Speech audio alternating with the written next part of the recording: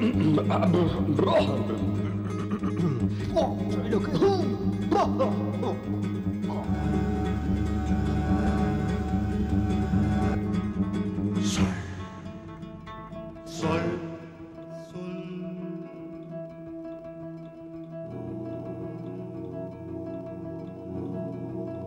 les puedo explicar? ¿Cómo les puedo explicar? Yo qué sé.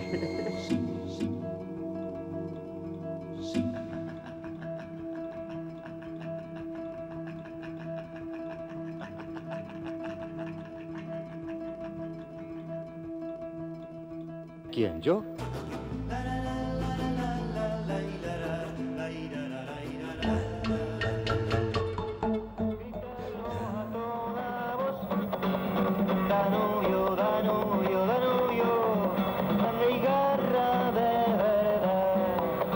Campeón de vieja clase, sos campeón de vieja clase, derrochando calidad. Tan tan tan tan tan tan tan tan tan tan.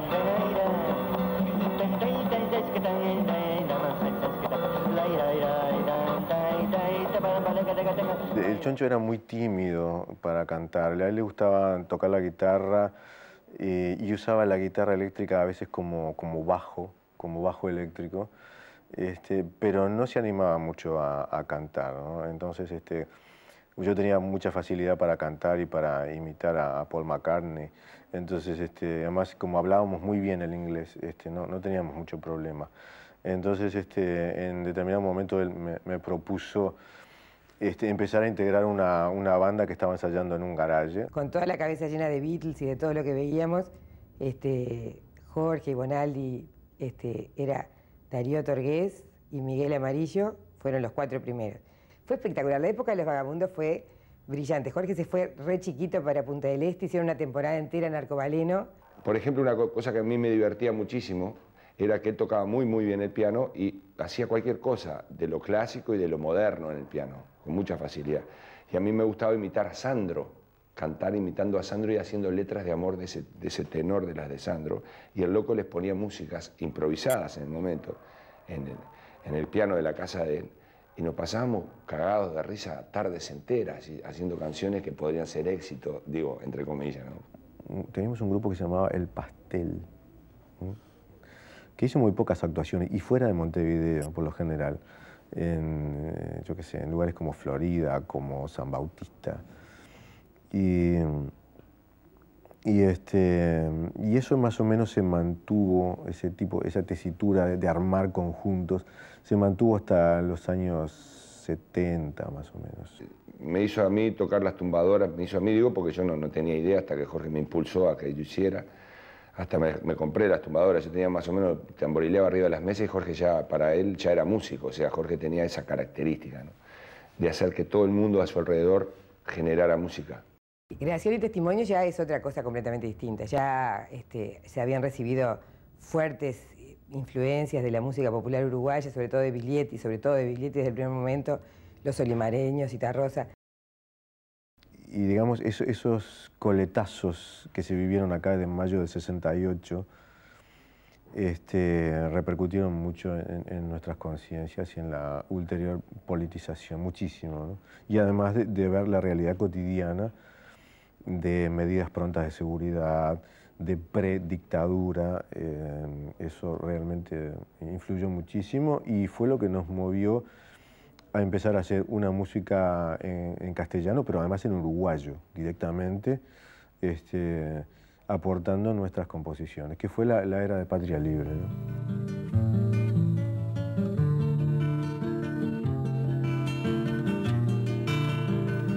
Y ahí empecé yo a componer con él ese tema, Los Obreros, que es desde el año 71, 72, por ahí.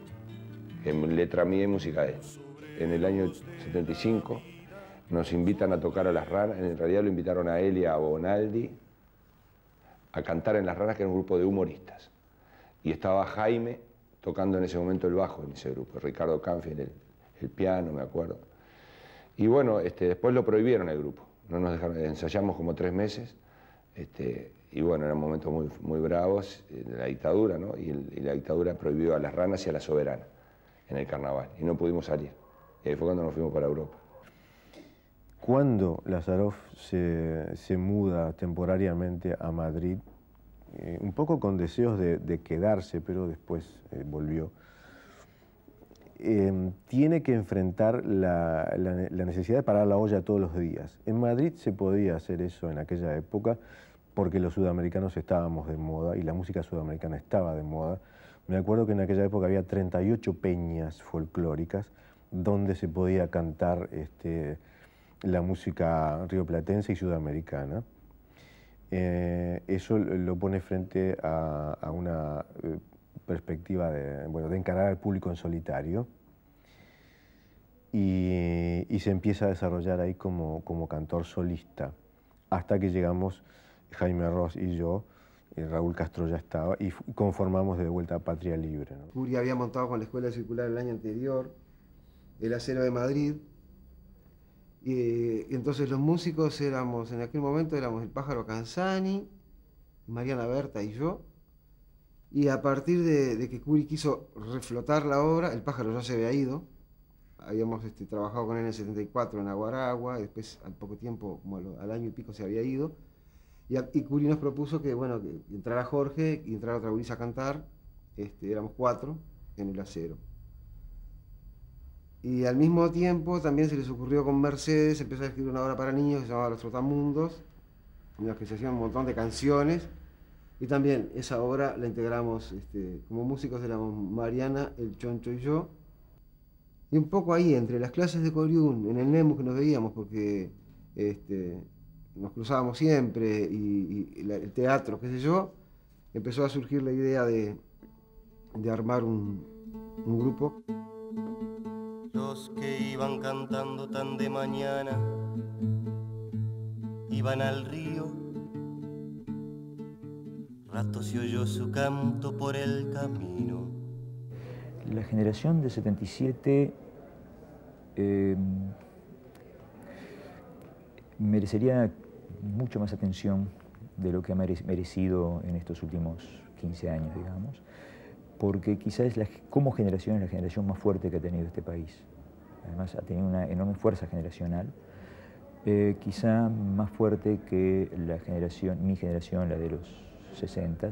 Entre sus características yo diría que están las de una gran audacia en todos los planos, se da es decir, una comprensión de la unicidad del ser humano en su accionar.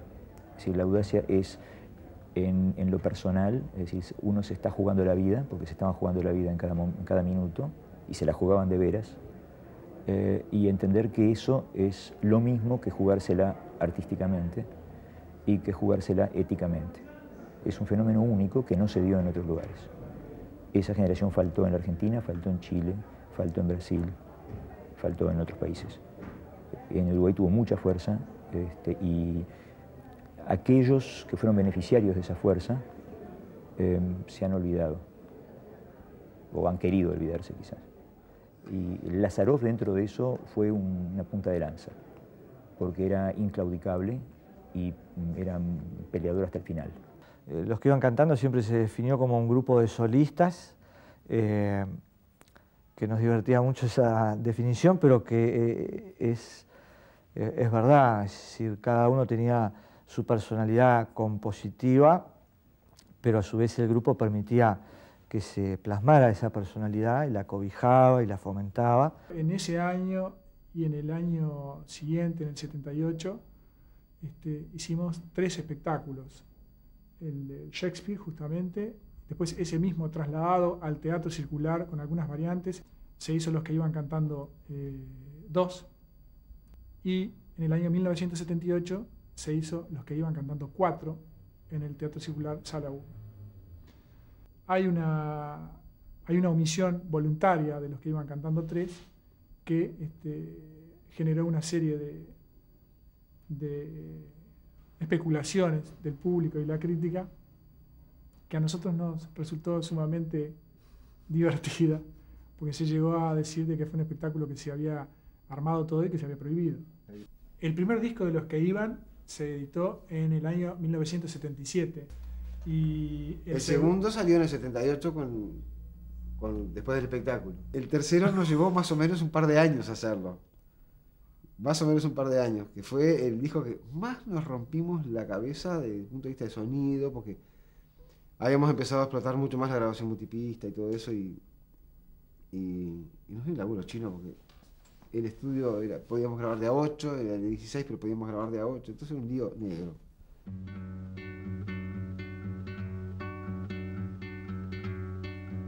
¿Quién hizo sonar nuevamente el viejo? Para mí, yo siempre digo que los que iban ha sido mi gran experiencia creativa y lo sigo diciendo. En el año 87 también fue una cosa así. Y sí, realmente nos divertíamos muchísimo arriba del escenario y muchas veces no teníamos ganas de que terminara una canción, o incluso muchas veces hasta la seguíamos improvisando, cosa que antes no hacíamos, ¿no? Y no hacíamos no porque no quisiéramos, sino porque más bien como que la estética o la manera de comportarse sobre el escenario era otra y era necesario que fuera otra, ¿no? Rascar la cáscara, bailar de máscara, porque las risas,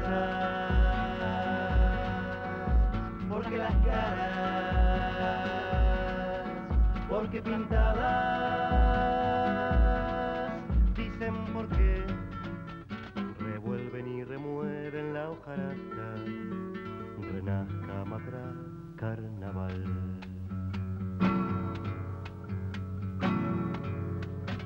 ¿Cuál fue la explosión de platillos con coros de cantos cascados? ¿Quién fue que arrimó los barriles que aguantan el nuevo tablado? El hoy es pirueta del tiempo, tablado que vuelve a poblarse, tu marco de gente presente. De nuevo ha venido a escucharte, rascar la cáscara, rascar la cáscara, bailar de máscaras, bailar de máscaras, porque las risas, porque las caras, porque pintadas,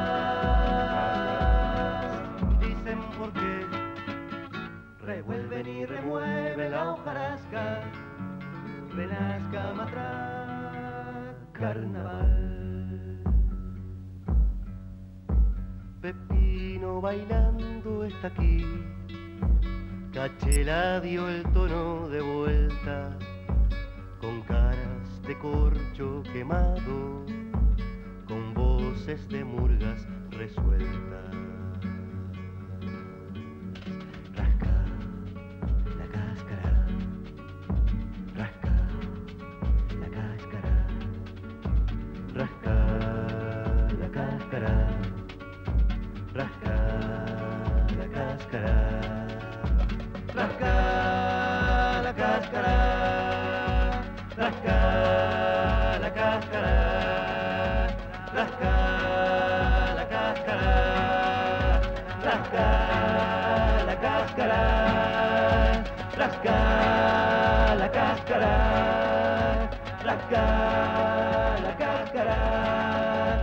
Bailar de máscaras. Y ese disco yo que sé, lo considero como un primer trabajo que me costó muchísimo, además mucha síntesis, ¿no? Porque era ir a Buenos Aires y el estudio era carísimo y los dólares corrían más rápido que los minutos.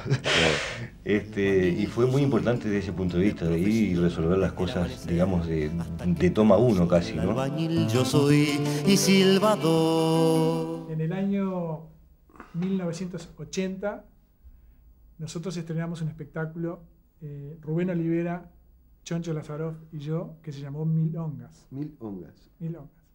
En ese espectáculo, en la versión de La Yarará de Rubén Lena, Choncho tocaba un instrumento que creo que nadie debe haber tocado nunca en el mundo, y él le sacó una expresividad, en mi opinión, única, ¿no? Que era la sopapa. La sopa.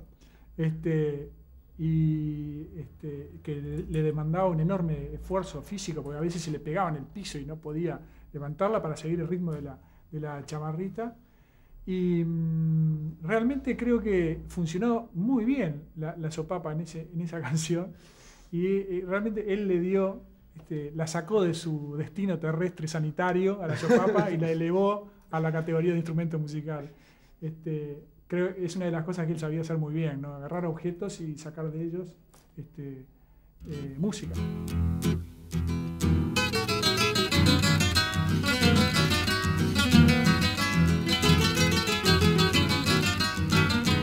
En el año 82 se unió a nosotros Daniel Mañone y se formó el grupo Vale 4, con el cual inauguramos un espectáculo en la Alianza Francesa.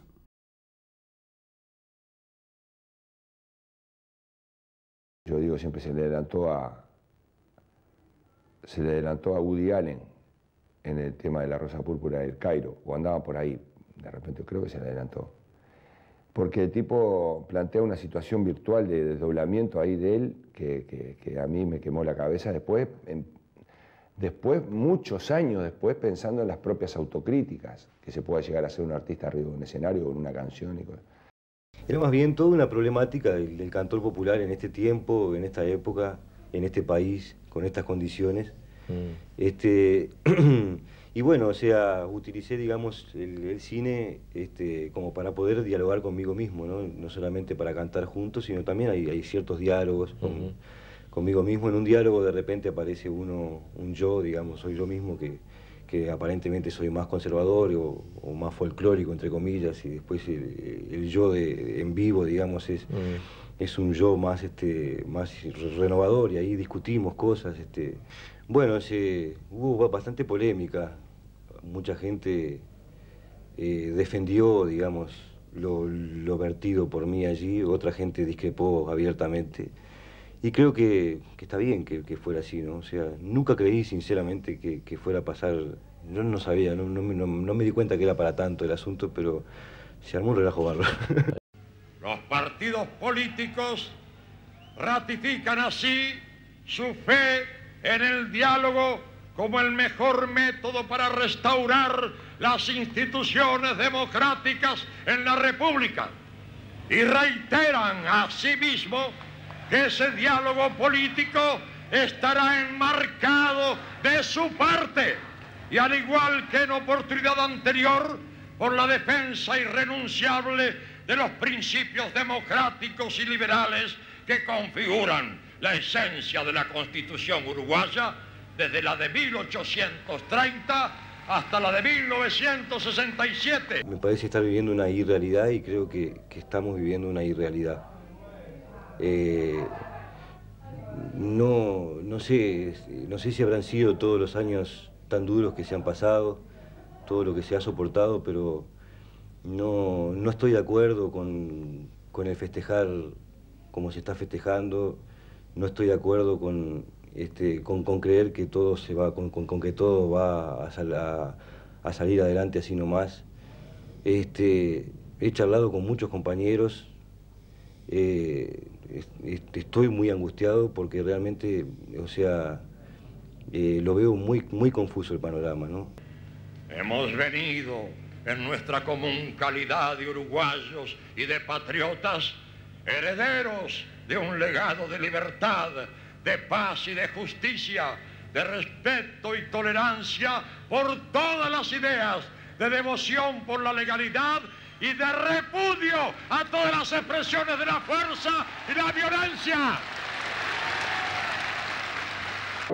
Pero usted, José Gervasio Artigas, quiso otra cosa.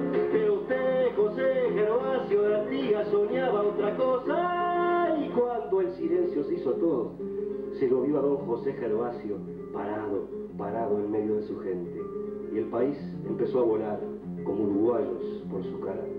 Iba saliendo un cielo como alitas, como calor, una gran vuelta sobre el mundo, contra la muerte personal, la poco bella, la sabida, don José Gervasio, no es así.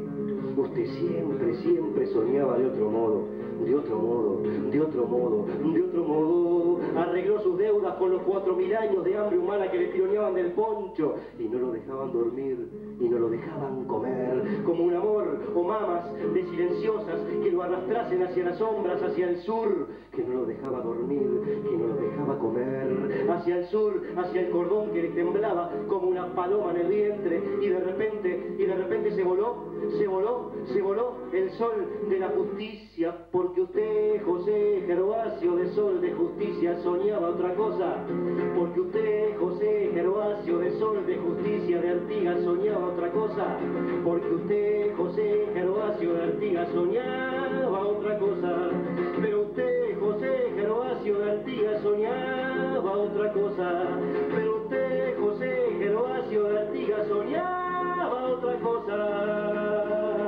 otra cosa.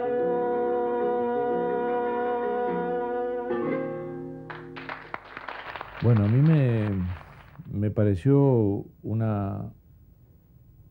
aporte, digamos, muy fuerte, porque había una cierta institucionalización de muchas cosas, en materia sobre todo de lo que era esta canción escrita con la mano izquierda, digamos, ¿no?, para decirlo de alguna manera.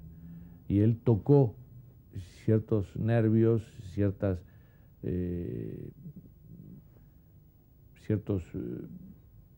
símbolos de esa canción con una gran objetividad. No quedó entrampado en el hecho de que porque aludían al cambio, a proyectos revolucionarios, etc., no cabía manejarlo críticamente. Pero hizo una crítica, si bien por un lado muy fuerte, muy saludable, ¿no? Primero porque venía de él, no venía de figuras que fueran puramente críticas, sino que venía de alguien que estaba dentro del instrumento al cual aludía, ¿no? Lo conocía de adentro. Y me parece que en ese terreno aportó mucho. Me acuerdo más que nada el de Silvio Rodríguez y el de Pablo Milanés, que se armó ahí una discusión con Fernando Butazzoni, porque claro, tocar a un cubano en aquella época, un cantante cubano en aquella época era como un suicidio, ¿no? Y sin embargo él se atrevió a publicar críticas sobre su música, sobre su manera sobre la Cuba de aquel momento, y bueno, y eso le trajo pila de discusiones de todo el mundo, mucha gente que estaba en contra y mucha gente que estaba a favor de lo que él decía, pero como eso, más que nada siempre lo miraba desde el punto de vista musical. Las críticas eran más que nada sobre el punto de vista musical, de Silvio Rodríguez y de cualquier otro, del Puma, de la Tana Rinaldi, también, de Serrat. Meterse con Serrat era algo impresionante y sin embargo él lo criticó. Es interesante, ¿no?, el hecho de que hay personas que pasan, no por la música, sino en este caso por la crítica periodística en forma anodina, otros que pasan siendo amables, otros que pasan cumpliendo las reglas de buen oficio de escribidor, y otros que, bueno, que no pasan desapercibidos. El papel motivador de él fue muy importante, ¿no? O sea, de personas que más allá del tiempo lo recuerdan como su docente. ¿Quién fue el docente de uno? No lo dice el docente, lo dice el alumno. O sea, el docente puede decir, conmigo estudió fulano mengano, pero el alumno en realidad sabe con quién aprendió. Él podía decirle, bueno, ¿y vos qué haces? Yo saco fotos, tráeme las fotos, a ver, y vamos a ver cómo las relacionamos con el lenguaje fotográfico, con el de música, ¿no? Y todo eso en una clase muy atípica, ¿no? Donde de repente era toda una clase que se podían pasar cantando, hablando de otras cosas, en donde aparentemente no estaban muy relacionadas, pero no estaban muy relacionadas y él las tenía muy claras para dónde iba, ¿no? En los cursos latinoamericanos de música contemporánea o en los talleres latinoamericanos de música popular, sus clases eran de las más concurridas, porque eran clases muy divertidas, clases en donde no había contradicción entre lo lúdico y el contenido de lo que se aprendía. Lo que hacía Jorge siempre era muy revulsivo, ¿no? O sea, trataba de meter el dedo en la llaga y de provocar a los oyentes, y que no fueran ellos solamente oyentes, sino que fueran participantes, hacía una cosa muy interactiva, siempre con un método pedagógico que era de preguntar. Hay un artículo impresionante, ¿no?, que son 2 signos de interrogación, que publicó después, y esa era su forma también de trabajo. Siempre estaba preguntando, ese tipo de preguntas que a veces no tienen una respuesta muy lineal, muy fácil. Bueno, el TUM está por cumplir 18 años, seguimos siendo músicos los que damos clases, es una característica, si querés, que los docentes son músicos en actividad, y bueno, han salido muchos músicos también de ahí, ¿no? Hemos salido y han salido, y muchos, todos casi los que estamos dando clases, fuimos alumnos alguna vez del TUM también actualmente, ¿no? Cuando vivía allá en Cipriano Payán dando una clase en una habitación que él tenía para dar clase, de repente está el alumno ahí, una de las primeras clases, el Choncho mira por la ventana, sale corriendo para el cuarto de al lado, el alumno así, ¿no? ¿Qué le pasa a este tipo? Entonces siente, ¡alegría! ¡Alegría, loco! ¡Vamos arriba! ¡Alegría! Gritaba, ¿no? Entonces vuelve a la habitación, entonces le explica al alumno, que estaba azorado a esa altura, que habían 3 personas, una pareja de veteranos, así que pasaban con la suegra, ¿no?, que pasaban todas las tardes así, caminando, ¿viste?, por la vereda, una expresión de tristeza, que el tipo y todas las tardes a esa hora salían a caminar los tipos, ¿no? Entonces al Choncho le promovía ese tipo de gesto, de abrir la ventana y decir, ¡alegría, loco, alegría!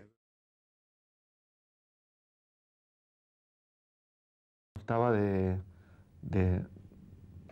cosas que hacía él solo y otras cosas que hacía yo, y después toda una parte bastante grande de cosas o que eran de uno pero que tenían un arreglo hecho por los dos, o una participación así vocal, instrumental de los dos, y también cosas creadas en conjunto, ¿no? A los dictadores les doy carreteras y luego a sus bancos les vendo carteras. Y era muy raro porque la gente que nos veía ensayar nunca nos veía tocando nada, sino que era escribiendo o muriéndonos de risa sobre tal o cual cosa, y casi que no fue pensado como un recital, sino como otra cosa que no tengo ni la menor idea de lo que puede ser, ¿no? Que soy un jodón, que soy un jodón, que soy un jodón. A él el disco que más le gustó es el que generalmente menos le gusta a la gente, que es Tangatos, porque es el más raro, el menos comercial, pero sin embargo me parece que fue el que más disfrutó y el que más le gustó siempre a él. En el 86, cuando hice el disco Tangatos y el espectáculo Tangatos, estaba muy consustanciado, digamos, con la innovación, con el hacer música popular junto con música culta, o sea, de tratar de derribar fronteras entre ambas músicas. Entonces ese espectáculo, esos años, fueron años que yo traté de chocar fuerte contra esas fronteras, ¿no? Las grabaciones de los discos, especialmente de Tangatos y Pelota al Medio, donde él confía un poco más arreglos e interpretación a alumnos que había tenido en talleres o en clases individuales, eran todo un acontecimiento compositivo incluso. O sea, muchas cosas se terminaban de hacer en el estudio con una capacidad así de promover diversión del Choncho increíble, ¿no? Tuvo participación grosa en Falta y Resto, en el año 88 y 89, donde trabajó en las partes de los cuplés, que era el cuplé de Pepe Revolución y el cuplé de la gente, ¿no?, que eran terribles cuplés. Soy la gente. Cuando llega fin de año yo compro la lotería. Si hay que llenar el estadio voy y rompo la alcancía. Día del padre, el abuelo, del nieto y el presidente. Ahora digo yo, ¿pa' cuándo? Será el día de la gente. Pepe era una cosa, y es, me parece, para el Uruguay un nombre muy épico casi, ¿viste? Y muy común también. Puede ser el sobrenombre de un héroe, el Pepe. Y revolución, porque en ese momento la palabra revolución, cuando nosotros hicimos el cuplé, ya empezaba a estar fuera de moda, de modé. Ya nadie hablaba de revolución. Cada vez hay más gurises pidiendo por todos lados. Para el que reparte la torta, el pedazo crece más, y para el que la fabrica y las migas quedan ya. Háganme marcha camión. Pero Pepe, eso es antiguo. Pero eso es revolución, si es lo que marcó el camino. Mira el puntero, mirá, con una pierna quebrada, va a jugar igual y no pasa nada, aunque no marca Superman. Hay que ganar, o ganar, porque es nuestra el alma. Pienso que en este momento, en general, hay que poner la pelota en el medio y empezar de vuelta, ¿no?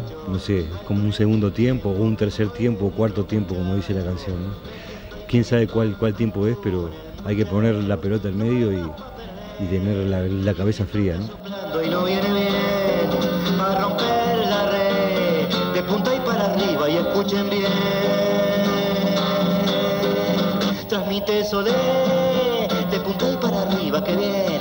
Va a jugar Gardel, de punta y para arriba, que bien. Va a sonar Pelé, de punta y para arriba, que bien. Juega Taco a B, de punta y para arriba, que bien. Capitán Don José, de punta y para arriba, que bien. Ahí va a entrar Andrés, de punta y para arriba, que bien. Y el tío Miguel, de punta y para arriba, que bien.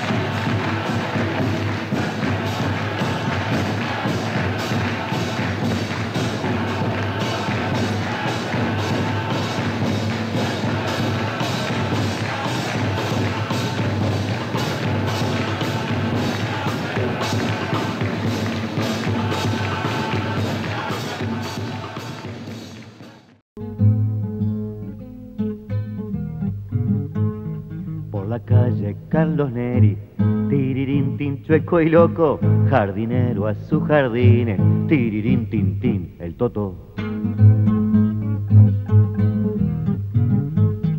El pelo cortado al rape, tirirín, tin, tin, fulero, por jardines del hipódromo va sonriendo el jardinero. Tirirín, tin, tin, su cuadro que nació en el 32. Tirirín, tin, tin, mellizos de Maronias y La Unión. Danubio florece el túnel y el loco Toto sonríe. Mirada de bichicome, tirirín, tin, tin, revive. Tirirín, tin, tin, la hinchada lo abraza con alaridos. Canta y canta su polquita por el Danubio querido. Viejo Danubio campeón, que vivís en diagonal. Tirirín, tin, tin, tu franja del cielo se fue a buscar.